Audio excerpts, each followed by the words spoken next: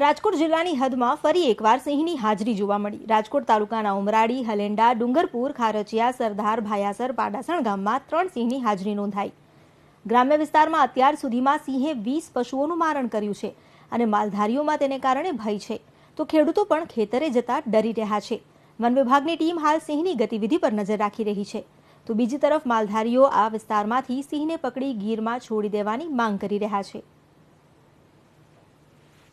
ના રહેવું કેમ ના કાંઈ બધાને ખોરડા ન હોય, જેવા તેવા વાળા હોય ઢોર મારી નાખે હોય, એનો બંદોબસ્ત કરાવો ગમે રીતે।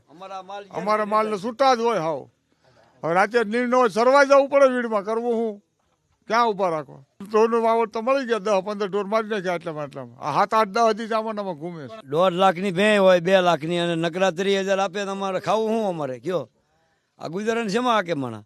આ માલધારીના ગામ છે બધા, અને રાતે આ જંગલમાં માલ ન જાય તો ખવડાવવું શું?